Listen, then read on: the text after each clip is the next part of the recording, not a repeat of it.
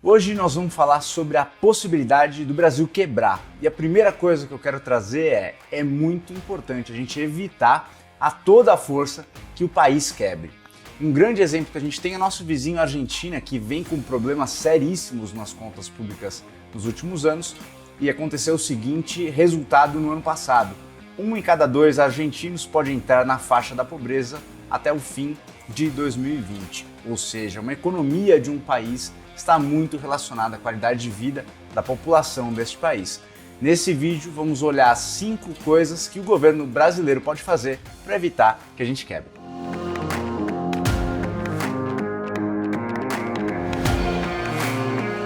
Na semana passada, nosso presidente comentou que o Brasil está quebrado e que ele não pode fazer nada. Inclusive, a gente fez um vídeo sobre isso, contando um pouco dos últimos anos e da dívida pública brasileira. A gente vai deixar o link aqui em cima, caso você não tenha visto, mas resumidamente é o seguinte.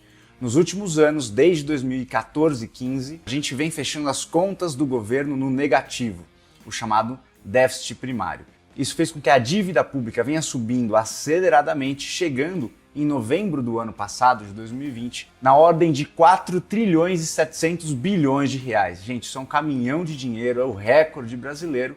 E para complementar tudo isso, a gente tem uma projeção de déficits primários até 2027, ou seja, as contas do governo vão ficar no vermelho até 2027. Então vamos dar uma olhada, fazer um raio-x no nosso governo, nas contas do nosso país, para ver o que a gente precisa fazer para sair do vermelho e passar a fechar o ano com as contas positivas e também o que nós temos que fazer até lá, porque isso leva tempo para a gente conseguir ficar no positivo. Antes disso, queria fazer um parênteses rápido nessa reportagem, achei super legal. Não deixar o Brasil quebrar pode ser a melhor política social do futuro. Então tem muita gente que acaba desconsiderando a economia quando a gente olha para questões sociais e de qualidade de vida da população, e a gente aqui acredita que uma coisa está de mão dada com a outra. Economia e questões sociais andam de mãos dadas, é importante a gente cuidar da economia para que a gente possa cuidar da população. Beleza, vamos olhar 5 pontos. O primeiro deles é a vacinação, né? O governo tem que acelerar o programa de vacinação do coronavírus, que gerou um impacto no ano passado, de 2020, muito grande. E enquanto a gente não retomar a nossa economia e tiver a pandemia ao nosso lado, isso vai travar a aceleração do crescimento do país, né? A retomada do crescimento do país. Então o governo tem que rapidamente, o quanto antes, colocar um programa sério com data de vacinação para a gente poder abrir nossa economia, nosso comércio, enfim, voltar à normalidade o quanto antes, fazendo com que a economia retome. O segundo ponto, e agora a gente entra em questões mais técnicas e de números, é fazer as contas do governo ficarem no positivo. Então, rapidamente, vamos fazer um raio-x do orçamento do governo de 2019. Não precisamos entrar em detalhe, mas o que eu quero mostrar aqui é as 2 maiores parcelas dessa pizza, né? Que é a Previdência Social, que são gastos com folha de pagamento e previdência, e juros e amortização da dívida. Então vamos olhar para esses 2 pontos. O primeiro é a questão da Previdência e reformas que vêm sendo feitas no país. De uma maneira muito resumida,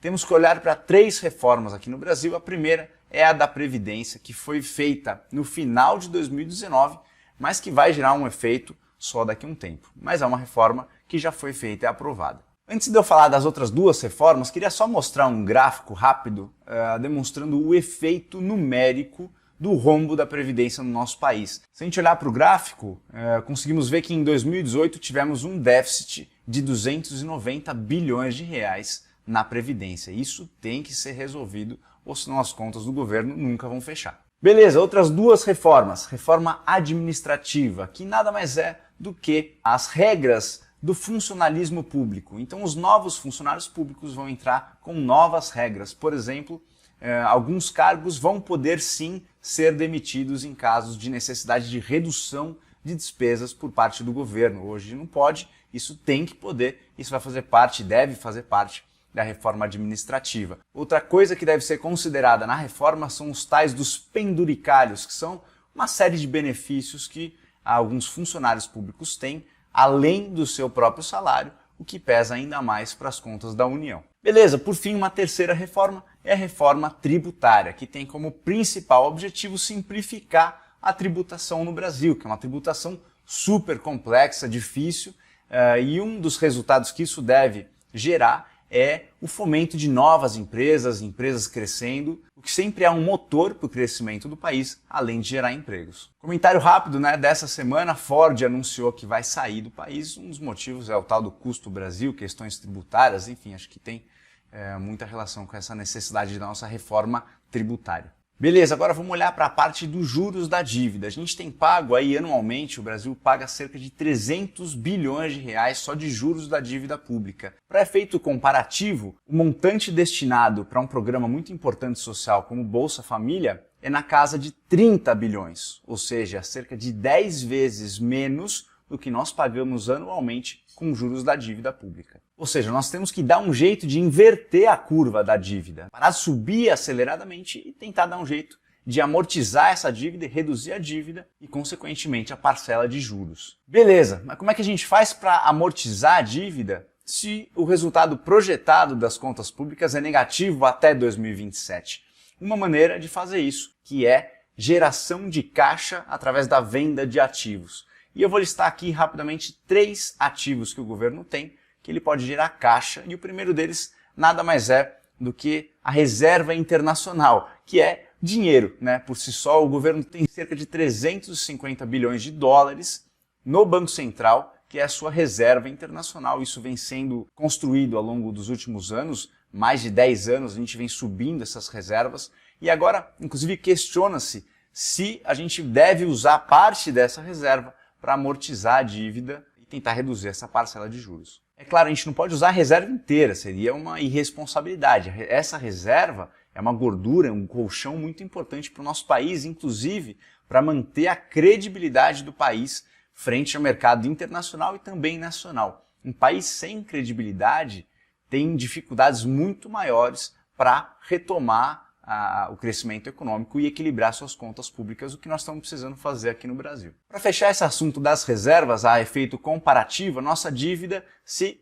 transformada em dólar, é algo na casa de 900 bilhões de dólares, ou seja, as reservas 350, a dívida 900. É claro, a gente tem mais dívida do que reserva, mas é uma bela de uma reserva que nós temos dentro do Banco Central. Uma observação rápida e importante. Tecnicamente, o Banco Central é quem cuida dessa reserva. O Banco Central tem autonomia frente ao governo, então isso teria que ser feito de uma maneira muito delicada, muito bem feita, para não que haja conflito de interesse. Segundo ativo que o governo tem, que ele pode eventualmente vender e gerar caixa, são as estatais. Eu não quero entrar a fundo no assunto de privatização, é um assunto que envolve muita política, mas sem sombra de dúvida é uma saída que o governo tem para vender algumas das estatais e gerar caixa nesse período tão difícil que deve ser os nossos próximos anos. Agora, uma coisa que eu quero entrar aqui é no valor das estatais, Às vezes a gente pensa que, vendeu as estatais, consegue resolver a dívida. Não é assim. Vou colocar aqui uma manchete de 2018, não está tão atualizada, mas o número não mudou tanto assim.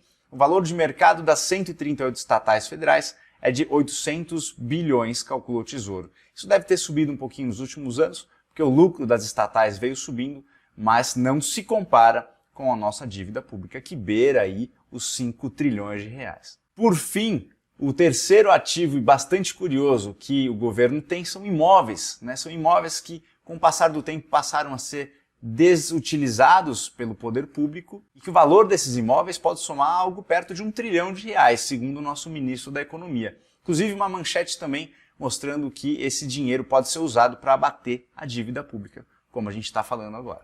Beleza, quarto ponto que o governo pode avaliar fazer é a tal da impressão de moeda. Muita gente questiona isso, por que o governo não vai lá e imprime dinheiro? Isso é uma coisa que ele pode sim fazer.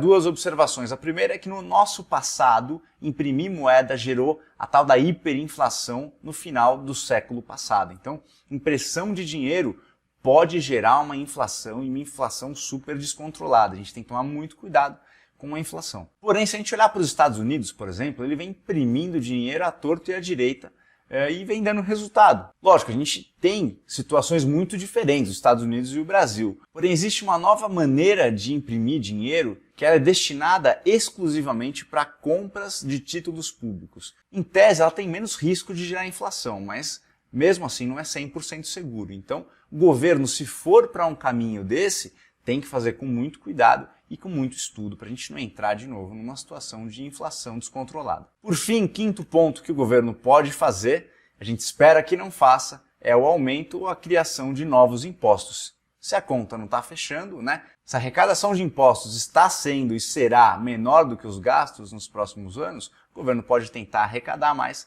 através do aumento de impostos. A gente espera que isso não aconteça, mas se por acaso acontecer, agora você sabe o motivo. Vídeo com muitas informações, agora o resumo é o seguinte: nenhuma atitude isolada vai salvar o Brasil. Isso é uma somatória de ações do governo que vão colocar as contas de novo nos trilhos e evitar que a gente quebre.